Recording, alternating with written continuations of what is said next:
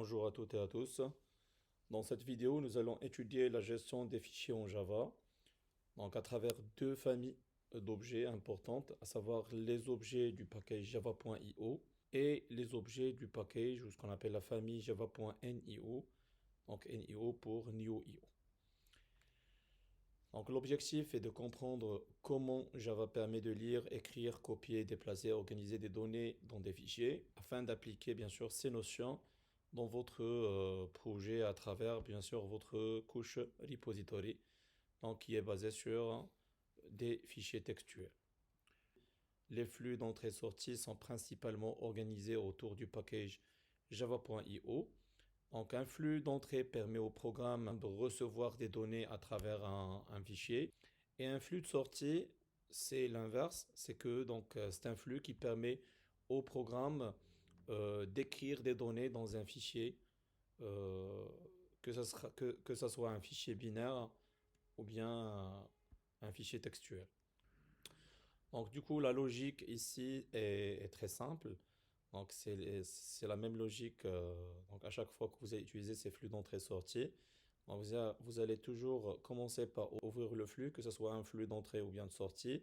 Après, vous allez utiliser ce flux-là pour soit lire, écrire le contenu de ce flux dans un fichier. Et après, bien sûr, sans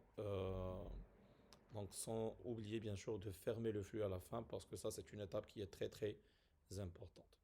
Donc notez que la manipulation des flux d'entrée-sortie, donc ça peut provoquer des exceptions. Donc notamment, ce sont des exceptions, la plupart sont des sous-classes de l'exception IO exception, donc confine not found exception. Donc on va commencer par un objet qui est très très important dans le package java.io, donc qui est très utilisé bien sûr, donc à savoir l'objet file.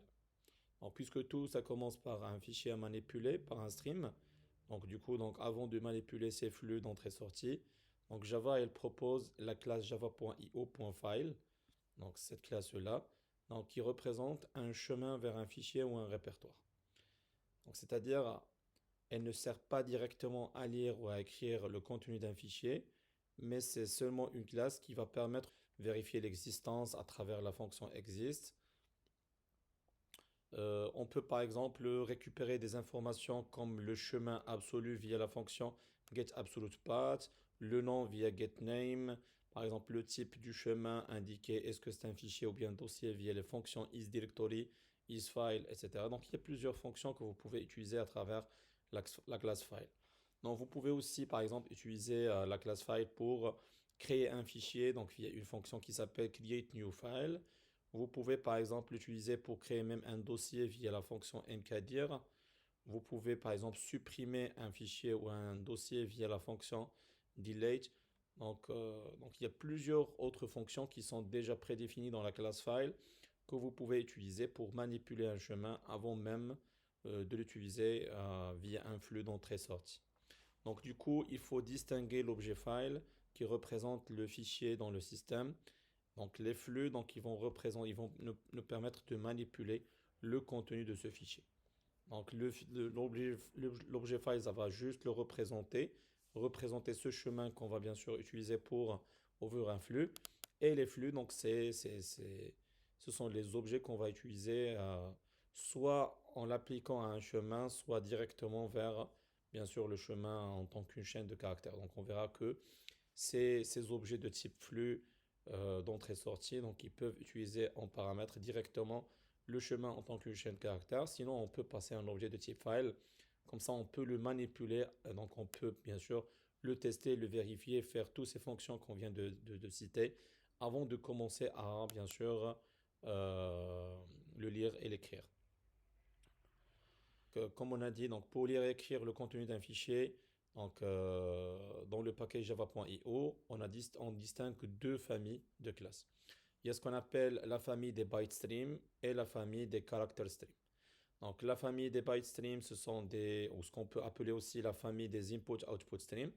Donc ce sont deux classes de base, à savoir la classe file input stream et la classe file output stream. Donc file input stream et file output stream. Donc ce sont les classes de base donc qui vont être utilisés bien sûr pour pouvoir lire et écrire sur des flux d'octets. Donc pourquoi on les appelle byte stream? Parce que ils travaillent avec des octets. Donc ils sont plus adaptés avec des fichiers binaires comme les images, PDF, les fichiers zip ou autre chose. Alors que la deuxième famille, donc ce qu'on appelle les classes de la famille character stream, donc ou ce qu'on peut appeler aussi la famille des reader et writer. Donc c'est une famille où on va distinguer deux classes de base. Donc on va bien sûr utiliser et autour desquelles on va bien sûr créer les autres. Donc on va utiliser les autres objets. On verra que ça utilise ce qu'on appelle un pattern décorateur. Donc on va le voir juste après. Donc toutes ces classes donc ayant les classes de base FileReader et FileWriter, ce sont aussi des flux d'entrée et de sortie, mais ils sont adaptés plus aux fichiers textuels. Donc, puisqu'ils travaillent avec des caractères. Donc, la seule différence ici, c'est que cette famille travaille avec les caractères et cette famille travaille avec des flux binaires. Donc, on va passer à faire un exemple simple. Donc, on va créer un objet de type file input stream, FIS, et un objet file output stream, FOS. Donc, le principe ici, c'est juste donc, qui consiste à créer, donc à lire des données à partir d'un fichier et les écrire vers un fichier destination. Donc, on peut dire qu'on va copier, par exemple, le contenu d'un fichier vers un autre. Donc, du coup, il faut retenir une règle importante. Lorsqu'on va utiliser des objets de type file input stream, file output stream, euh, donc le fichier source, quand on va faire la lecture, le fichier source doit exister. Donc, sinon, si ça n'existe pas, donc une exception de type file not found exception peut être levée. Alors que quand on va utiliser un flux de sortie, à savoir un file output stream sur un fichier, même si ce fichier n'existe pas, donc il faut savoir que notre flux de sortie donc, va le créer pour nous. On ne peut pas lire un fichier absent, mais on peut créer un fichier par exemple qui n'existe pas, mais on va le créer juste pour écrire dedans. L'objectif ici, c'est pas d'optimiser le code, mais juste de comprendre le mécanisme fondamental. À savoir, donc on va utiliser un flux d'entrée pour pouvoir lire les données, un flux sorti pour pouvoir écrire les données dans le fichier destination. Du coup, on va ouvrir les flux, les utiliser pour la lecture, l'écriture, et après on va les fermer via bien sûr un bloc finally par exemple. Donc on peut utiliser le bloc finally pour pouvoir fermer nos deux flux d'entrée-sortie. Donc on va essayer de le faire via un exemple concret. Donc on va créer par exemple un fichier ici, donc new file. Donc je vais nommer ce fichier par exemple source.txt,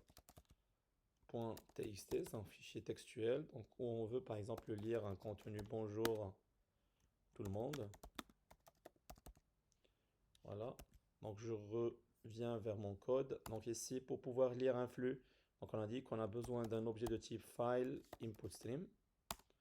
Donc un objet file input stream, on peut le nommer reader par exemple. Donc on ne va pas le créer dès le début. Donc je vais créer un file output stream pour pouvoir écrire dans un fichier par exemple destination. Donc on peut bien sûr choisir de ne pas le créer dès maintenant. Donc du coup, l'objet flux de sortie va s'en occuper pour le créer pour nous. Donc même si on n'a pas destination.txt, donc il va le créer pour nous automatiquement lors de l'écriture du contenu du fichier source.txt. Donc pour pouvoir utiliser ce reader, on a besoin de ouvrir le flux. D'ouvrir le flux. Donc ici, ouvrir le flux d'entrée. Alors pour pouvoir ouvrir le flux d'entrée et de sortie, donc on va les faire tous les deux, et de sortie. Alors pour le faire, donc on va bien sûr instancier l'objet new file input stream, comme ça, autour par exemple d'un chemin.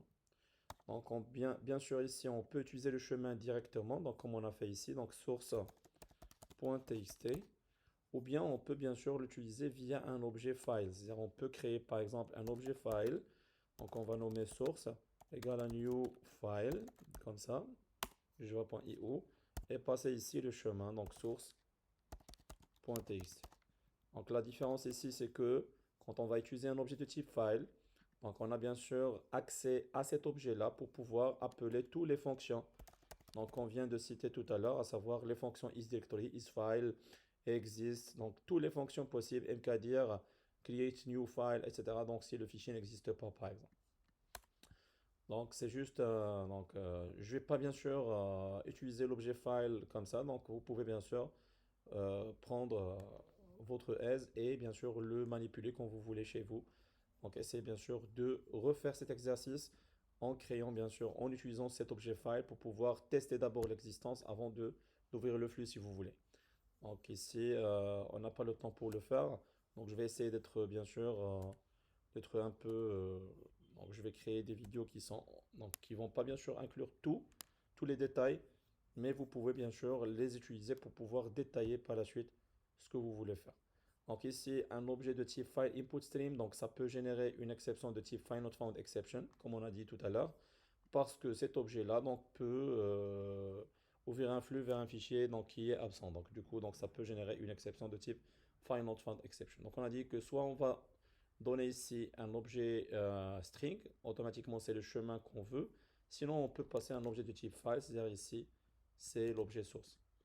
Donc, et il faut noter bien sûr que ce chemin-là, c'est un chemin qui est relatif. Un chemin qui commence par un slash, c'est un chemin absolu. Donc, ici, donc, source, il est à l'intérieur de notre projet, du coup. Donc, c'est un fichier donc, qui est directement dans le dossier de notre projet. Du coup, on n'a pas besoin de mentionner ici un chemin qui est absolu. Donc, on peut faire un chemin relatif et directement, donc, on va passer vers ce fichier. Donc, à partir de notre projet, bien sûr. Donc, ce qu'on a ici, c'est que l'objet reader, donc on a dit qu'il peut générer une exception de type find not found exception. Et du coup, donc je vais faire un try catch pour attraper l'exception. Donc, si il y a une exception ici, on peut juste l'afficher. Donc, on peut faire par exemple ici file not found, par exemple. Sinon, donc on peut dire par exemple que le flux, donc on va juste afficher à l'écran que le flux d'entrée ouvert avec succès.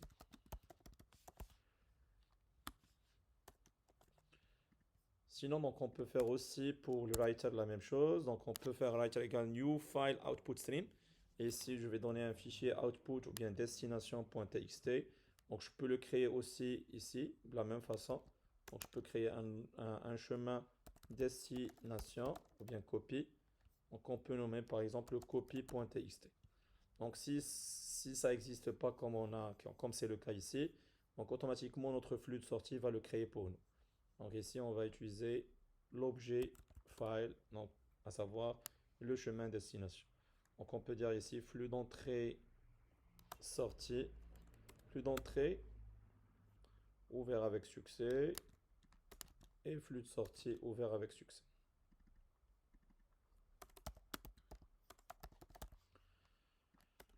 Voilà. Donc maintenant, on va commencer bien sûr à utiliser nos flux, donc d'entrée-sortie. Donc pour le flux d'entrée, donc on va utiliser notre reader pour appeler la fonction read. Donc la fonction read, donc c'est une fonction qui retourne un int. Donc on a dit que ces readers-là, ces fameux input stream, donc ils sont utilisés pour lire nos fichiers octet par octet, dans un bit par bit. Donc ici, on peut par exemple récupérer le bit, par exemple, qu'on veut lire et le bit qu'on veut lire, par exemple ici, donc ça va être récupéré via la fonction read. Donc une fois c'est fait, donc on peut faire par exemple un message ici pour afficher par exemple que la lecture a été terminée. Donc lecture terminée. Donc on va tester ça. Donc avant de tester ça, il faut savoir que la fonction read, donc elle peut générer une exception de type IOException. Donc le fichier par exemple il est ouvert quelque part, le fichier par exemple il est fermé en lecture, donc on n'a pas d'accès, ou bien donc il y a plusieurs bien sûr, le fichier il est absent, donc il y a plusieurs bien sûr exceptions qui peuvent être levées lors de la lecture. Du coup on va catcher, donc on va attraper l'exception de type IOException, IOException, comme ça, on va juste afficher le message. Donc, par exemple, erreur lors de la lecture. Donc, ce qu'on peut faire ici, c'est que chaque bit, donc le bit qu'on va afficher, par exemple ici, donc on peut par exemple faire un sout de ce bit-là. Donc le fait de faire ça, donc quand on va exécuter le code pour tester, donc puisqu'on a déjà un fichier source.txt qui contient bonjour.txt, bonjour tout le monde. Donc on voit ici que les flux sont ouverts avec succès. Et après on a passé à afficher ce qu'on vient de lire à partir de notre leader. Et après on a affiché la lecture terminée. Donc on n'a pas d'exception parce que le fichier existe. On voit ici que le fichier copy.txt a été créé parce que lors de l'écriture, de l'ouverture du flux d'écriture, donc le fichier destination n'existait pas et du coup donc on va le créer automatiquement ici avant bien sûr de l'utiliser pour l'écriture. Donc on n'a rien là-dedans, bien sûr parce qu'on n'a pas encore ajouté des données à l'intérieur de ce. Donc on n'a pas encore utilisé notre flux writer pour pouvoir bien sûr écrire des données dans le copy.txt. Ici, ce qu'on vient de lire, c'est un bit. Donc on a le code ASCII 66. Donc c'est le code ASCII de la première lettre ici B. Donc parce qu'on a appelé la fonction lead une seule fois. Et du coup, donc la fonction lead a été appelée pour le premier bit. Et du coup, donc ça affiche 66 parce que 66 c'est le code ASCII de la lettre B. Donc du coup, si je vais la caster en char, donc automatiquement ça va afficher le B qu'on a dans le fichier. C'est-à-dire ici, c'est le B du bonjour. Donc, si on veut afficher la totalité, donc lire la totalité du contenu du fichier, donc on peut par exemple le boucler via une fonction, donc via une boucle while, tant que par exemple, tant que ce bit n'est pas arrivé à la fin. Donc la fin du fichier, donc c'est le bit -1. Du coup, donc tant qu'on est différent de -1, on peut boucler pour afficher par exemple le contenu du fichier. Donc on peut faire ici un system.out.print pour afficher le contenu comme il est, donc sans retourner à la ligne à chaque fois. Donc si j'exécute le code maintenant, on verra que le contenu du fichier, ça va être affiché en totalité. Donc ici, c'est bonjour tout le monde qui existe dans le source.txt.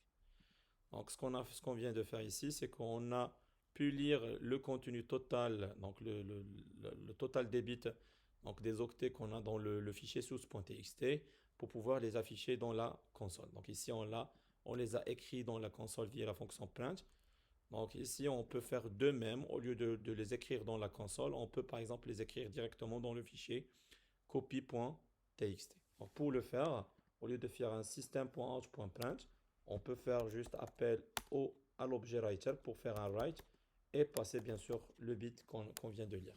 Donc à chaque fois qu'on lit un bit, donc on peut le passer à la fonction write pour pouvoir l'écrire dans le fichier copy.txt. Et du coup, donc à la fin, on peut dire que c'est pas juste une lecture, mais c'est une copie terminée. Donc si j'exécute ici le code, on verra que la copie, ça va être terminé ici. Et le contenu du fichier source.txt, on va le voir dans le fichier copy.txt tel qu'il est. Donc comme on a ici tout bonjour tout le monde, on a ici bonjour tout le monde aussi. Donc du coup, ça c'est l'utilisation de base des flux d'entrée-sortie.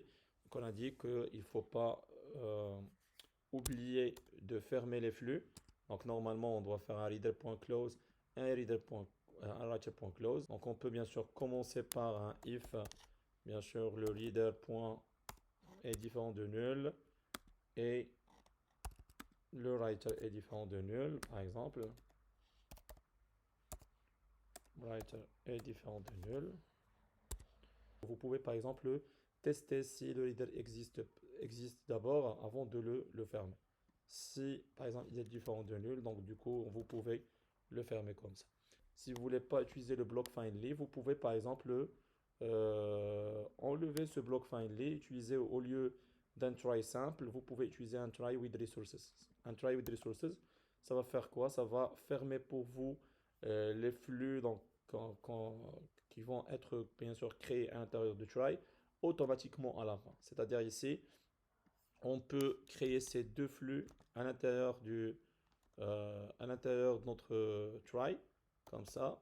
Donc je vais faire la deuxième.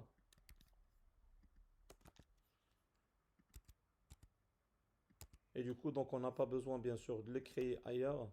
Donc je vais faire juste un file input stream comme ça, un file output stream comme ça. Comme ça, on n'a plus besoin de faire ça. Donc du coup, donc cette try là, c'est une try with resources, ce qu'on appelle un try with resources, qui va ouvrir pour nous les flux. Donc si ça marche, donc on va afficher ça de la même manière. Et on est sûr maintenant que à la fin, donc même si on n'a pas un block finally, automatiquement ce try va faire la fermeture pour nous.